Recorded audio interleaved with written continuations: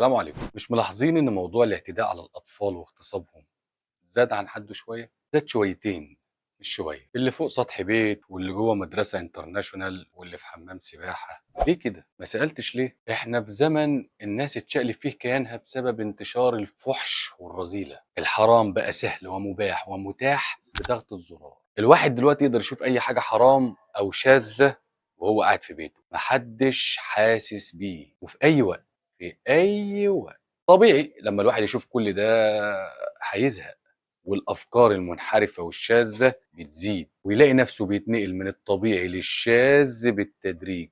في ناس هتسمعني عارفة كويس أول مرة شافوا فيها إباحيات كانوا بينجذبوا لإيه، ودلوقتي بقوا بينجذبوا لإيه. خد بالك يا غالي لحسن تقع في الحفرة وتلاقي نفسك مش عارف ترجع. فاللي النهاردة بيعجبه واحد بكرة هيمل وهيدور على اتنين وبعده تلاتة، ويتفاجئ في وقت من الأوقات إنه ما عادش بيستمتع ولا بيحس بمتعة مع واحد ولا اتنين ولا تلاتة، لحد ما يوصل لمرحلة الصدمة. ما بقاش يستمتع ولا يحس بأي حاجة طبيعية. المتعة عنده بقت 8 أو 9.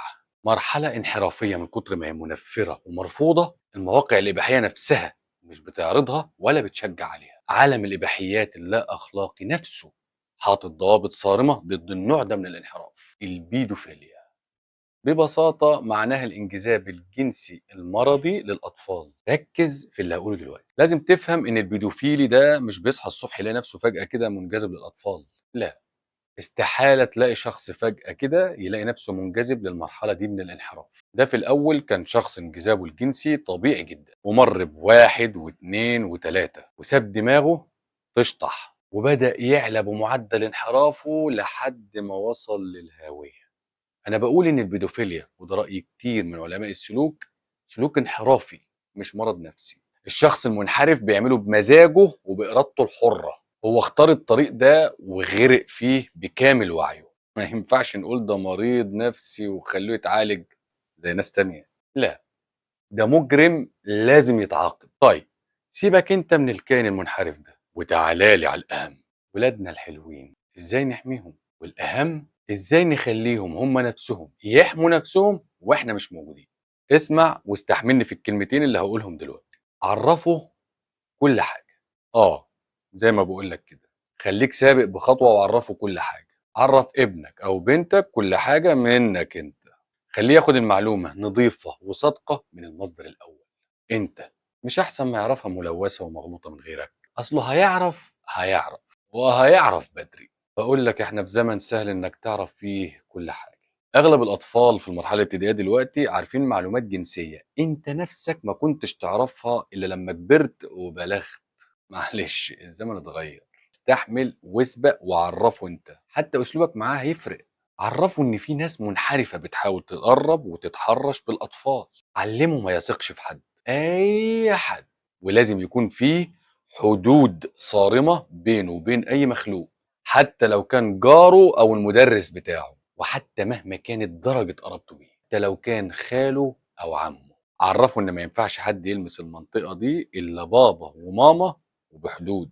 عرفه ان لازم يقلق لو اي شخص كبير اتقرب منه زياده عن اللزوم بحجة حضن كبير أو بوسة مش تمام.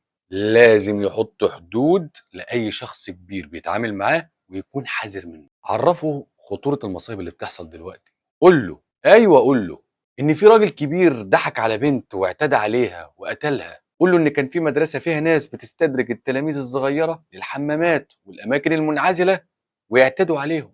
عرفه إن اللي أنت بتحذره منه حصل وبيحصل مع ناس تانية ما خدتش حذرها. بس كده. لو بصيت على أغلب حوادث الاعتداء على الأطفال هتلاقي إن في عامل مشترك كارثي بينهم كلهم. هو إيه؟ كل الأطفال ما كانوش بيحكوا لأهاليهم إيه اللي بيحصل لهم. ليه؟ غريبة مش كده؟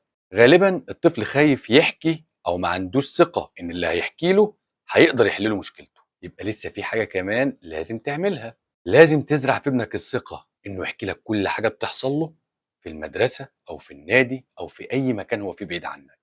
اسمع مخاوفه من الكبار باهتمام وجدية، حتى لو كان بيبالغ. يا سيدي سيبه يبالغ، على الأقل ده بيرفع أنبير الحذر عنده. لو الواد اتعود إنه يحكي لك ويشكي لك مع أول محاولة تحرُّش بيه هيعرّفك على طول، وهتقدر تتصرّف قبل ما الكارثة تحصل. يبقى إيه، تسبق بخطوة وتعرّف ابنك إن في ناس كبيرة بتنجذب للأطفال، وتعلّمه إزاي يحمي نَفْسه منهم، وتعوّده إنه يحكي لك كل حاجة. أصل المشكلة مش في الناس المنحرفة دي بس، لا يا غالي، في مصايب كتير محاوطة ابنك من كل ناحية. مش باقول لك إحنا في زمن صعب. في فيديوهات تانية بقى هابقى أحكي لك إيه المصايب دي وتعمل معاها إيه. المهم ما تنساش اللايك والشير والسبسكرايب بتاعتك، ولا أنت هتعمل لايك ولا شير. سلام.